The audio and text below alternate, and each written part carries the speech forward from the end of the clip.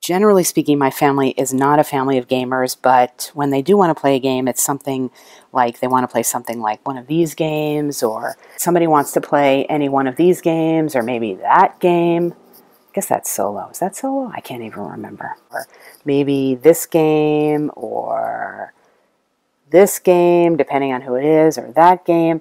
But, you know, my taste in games is more like that game or that game.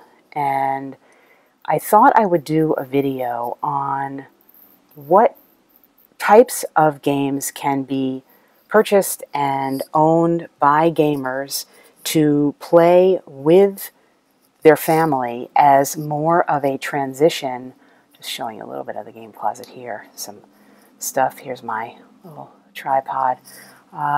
So these are my top 5 games that the solar gamer might want to own and play and enjoy, and also rake in their family to play when you don't want to deal with something like Twister, for example. Coming in at number 5 is Centauri Saga. This is version 1.5. This is the updated version from Vesuvius Media, and this designer, whose name I do not know how to pronounce. This was a copy provided to me by the publisher, and I put this at 5 because I think it's probably, of the games listed here, the one that's most challenging for you know, non-adult gamers. But it is a great sci-fi 4X game that allows for a lot of resource management and exploration and mission variability that I think is really wonderful to introduce kids to, because it's not just all about combat. And you're looking here at one of the, I don't know what it's called, mats basically, where you're organizing your ship and your resources and your upgrades that come in the form of cards. And I think what makes this great for a family situation is that the individual commanders that you have, there are 4 available in the game, have differentiated abilities, but the decks of cards, the upgrade units, the power-ups that everybody is drawing from are common. So it really does encourage cooperative play, because you are attempting, as you complete various missions which involve exploration of tiles and planetary systems, you are encouraged really to choose upgrades that work well with the upgrades of your teammates, basically. And everybody is sort of, it's fair, quote unquote, in that regard, because aside from the differential of the commanders, everything else is the same. So I think when kids are involved, you know, there's a question of fairness all the time and who got what, and all the decks are the same in this respect. The other reason that I think it's great both for family and for solo play is that the scenarios are really variable. So for example, we're looking here at the setup for one scenario that's basically an accompaniment scenario where you have a colony ship that is being escorted somewhere, and in order to allow the ship to move, you have to make resource management decisions about how you're going to allocate various cargo and supplies that the escort ships get. And so it's a kind of push and pull mechanic that works well as a puzzle if you're playing on your own, and conversationally if you're playing with family members, you know, kids in particular is what I'm thinking about here. There's another scenario here, the first scenario I think it is, where you are searching out components to fix the jump gate, and that plays a little bit differently. It's a little bit tougher, I think, you know, each of the scenarios is pretty different, but the similarities in the options for the cards, I think, what really makes this shine in terms of being a family-friendly game, so that kids can feel as if their siblings, for example, are getting the same options as they are, and it encourages you to work together. What makes it, I think, challenging is there are a lot of components, there is a lot going on, even though the basic mechanic of the game is pretty simple to explore and conduct or discover if there are raiders in the area and conduct combat with them and fulfill the missions. There are a lot of components, and it probably is the hardest one to get to the table. So for that reason, it comes in at number 5. It's also a legacy game, and if you are, as a solo player, into it in that regard, you can continue on yourself and play the legacy version and then still have the base game to play with your family. And so it's satisfying in that regard, both as for the solo gamer who likes something that's at sort of a medium, you know, the meatier end of medium, to a family game wanting a sci-fi feeling that's a bit heavier than other sci-fi games. Coming in at number 4 is Merchant of Venus. This is I've got the Fantasy Flight version that has both the, I can't remember if they call it classic, and basically has 2 versions of the game here. It's a massive box, and there's a ton of components, which I will show you in a minute, and this is why it gives me a little bit of a pause to recommend it, because there's a lot going on in terms of setup. Let me just show you inside for a second. I mean, here we are with all this stuff, and I guess that can be a plus or a minus with as far as kids are concerned. I mean, I've got this double-sided box with everything, just tons and tons of content, because you've got it for both versions of the game. I think there's actually been 3 versions of the game. It is basically a pick up and deliver type of system that you have a campy kind of feel, and there are fan-made solo scenarios that I quite like here, and I'll put up the username. Look, I don't have it right here. But what makes this game great for kids is the visual appeal. I think it's got a massive map, great components from Fantasy Flight, and this idea that you're traveling around, picking up things, trying to get them places. The main mechanism is fairly simple in terms of it's a roll and move kind of game, but there's quite a lot going on, and for the solo gamer, I think, especially with some of the fan-made variants, you can really set yourself up with a nice puzzle of, again, resource management, pick up and deliver, movement, and a timing mechanism where you are trying to complete your tasks as the solo player before you run out of time, and as the playing with a group. Now, it's a competitive game. It's not a cooperative game when you're playing more than one, so that's something to think about in terms of your family members and how that could go either way. You are trying to basically make as much money as you can and play the markets such as they are, so that when you land on a planet, you're going to be able to sell your item for a certain type of cost, and you can see some of the humor here. Designer jeans you're picking up. It's very 80s kind of humor, and you can sell these at various prices depending on what the market is, and the market on the planets changes in a kind of randomized way through counters that change depending on how long the planet has been discovered. You get points for discovering various planets. You get money for discovering various planets. You're allowed to spend your money on planets to buy things at a discount.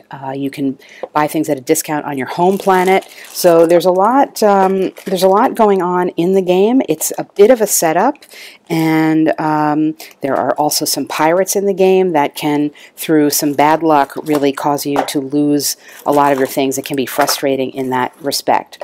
But it does offer a richness of gameplay, certainly of all these different components, not all of which go into each game, but you're seeing components here for 2 different versions of the game. And I think it is for my family anyway, it's been a great transition game into heavier stuff from lighter things. If you like the sci-fi theme, if you have children that like the sci-fi theme, Merchant of Venus is definitely something to consider. And coming in at number 3, A Touch of Evil from Flying Frog Productions. This is a game. I've got it also with the Something Wicked expansion, but just playing the base game, and I don't know which board is going to be opening up here. Here's the base game. board. This is at its core a roll and move game also, where you are going around in this town. It's got a horror supernatural theme. You're going around in the town picking up cards that are going to be contributing to your character's assets and trying to gather together enough strength to fight the boss at the end, who is going to be a classic character from horror fiction. It could be the Scarecrow, or it could be, let's see, who else could it be? Here are all my characters. Could be a vampire. What is appealing, I think, for kids, here's the vampire and the horseman, the unspeakable horror.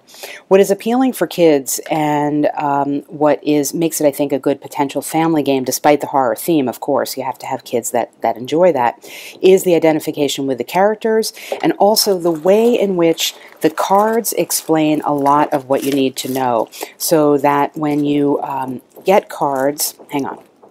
So, for example, here's a random card that's a trapdoor. There is a little bit of flavor text here that helps. There's this art picture, and it explains what you need to do. That is a basic die roll test on some of your attributes, which once you understand and can explain to someone what that is, it holds throughout the game. So there's not a lot of exceptions to that. There's just different tests that you are making. The story, because there is so much flavor text on the cards, is played out through the cards, and I think that type of scaffolding can be very helpful to kids in particular who are just getting into a somewhat RPG-ish style game. The characters do have different types of attributes and assets and benefits, and so there is differentiation in that way. It is very easy to get involved in a narrative with this game without having to do much more than rely on what the components are telling you. And the components in this case are mostly the cards that you are gathering together to get to what you need to fight collectively against the boss at the end of the game before darkness ensues and you have lost the game.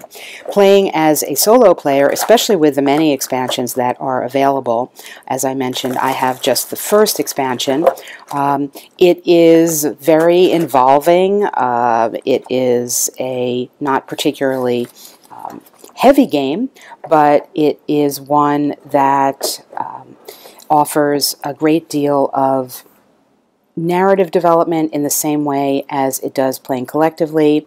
If you like this theme, it's fairly unique in games. There aren't a ton of games that treat this kind of colonial horror theme in this way, and there is hand management with the cards. You can play any number of characters that you want, and the more characters you play, the more that is going on, so you can scale up the difficulty for yourself in that manner. I'm showing you here, I just have the box for the Something Wicked expansion, but this is actually both games in one, and here is the designer credit. So I strongly recommend the base game, Touch of Evil, for family play, and then the expansions put into it for you as a solo gamer to ratchet up the difficulty as you play more characters and explore more of the town and surrounding areas. And coming in at number 2 is Return of the Heroes, my absolute favorite game to entice young people into the world of adventure gaming. This is an RPG-ish adventure game with a modular board. You're pulling out tiles. You are randomly arranging them. Well, you can arrange them in a certain setup or randomly arranging them. They have different terrain effects depending on what you're seeing in the game. It's kind of nice, I don't want to say campy, but light fantasy art. And you are picking up quests along the way as you adventure through this land as one of a number of different characters. I can't remember offhand. I guess there's 4 of them. Pretty standard characters. We have, I think this is the cleric, oh, the mage. We got the mage here.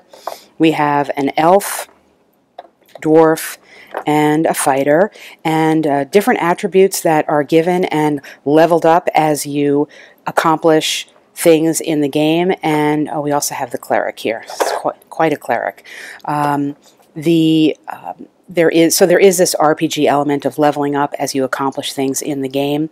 You can pick up items along the way. You can have instructions along the way to do little mini quests, and you are also ultimately attempting to find and defeat one of the bosses that you choose to fight along the way. These are an example of some of the side quests that you have, sort of pick up and deliver or searching for things through the town. What makes this great as a family game is the components are excellent. There's wood, there are these glass beads for health, there are wooden dice here, and very thick and nicely done counters. So that's always appealing, I think, to kids to get into something, even though these are like cardboard chits, basically. They're quite well done. Additionally, it makes the mechanic of understanding leveling up and different attributes of melee, ranged, and I forget, one of these is magic, I think. It makes understanding that mechanic and the concept of leveling up and having a character that changes over the course of a game very accessible to children. And of course, that is a concept that is a big one, clearly, in this type of gaming, and to introduce kids to it in that way really works. As a solo play, if you've got all 4 characters running, the game is not particularly difficult, but it is certainly involving, and there's enough to balance around and try to figure out who's going where and when to make it worthwhile for the solo player as well. And there are some fan-made variants too that can add to the experience. So overall, I definitely recommend, if you have any interest in getting your kids into adventuring or RPGs, trying to come by, unfortunately it's out of print, but trying to come by a copy of Return of the Heroes. My number 1 recommendation for a solo gamer to entice their family or kids into the world of gaming is Red November. This is a frantic game of survival on a gnomish submarine. I will say at the outset, some of you may not think this is appropriate for kids because there is an aspect of this where the gnomes are drinking grog and having the effects of alcohol in their system. So if that is something that concerns you to expose children to, you should just stop watching now, because that is a component part of this game. Basically, what is happening here is you are on this submarine here that is just being faced with catastrophe after catastrophe. There are reactors heating up. There are missiles that are possibly getting launched that you don't want to. There's floods. There's fire. There's this giant kraken outside. And what you need to do as time goes by, and the time is marked here on the track before you reach the end of time, is to, well, the end of time in the game, that is to save everything and stop the sinking of the ship, the blowing up of the ship, the overheating of the ship, the lack of oxygen in the ship. And no matter how you try, things are just going to go wrong. There's a ton of luck in this game, and here's an example of a card that you might pull where the reactor is warming up.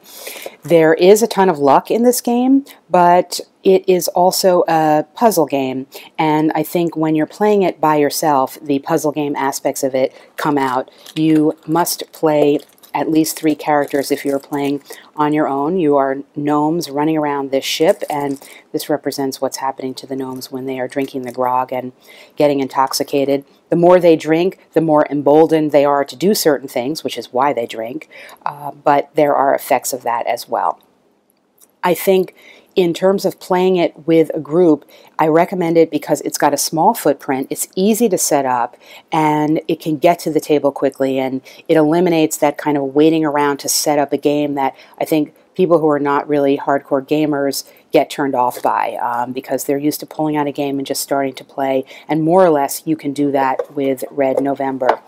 Playing it by oneself and managing the 3+ characters, I think it goes up to 8 gnomes, it does become, to some extent, with a high degree of luck there is, a puzzle game where you need to figure out where you are putting your resources, and in this case the resource that you're managing is time, because the more time you allocate to solving a particular problem, the better chance at success you will have.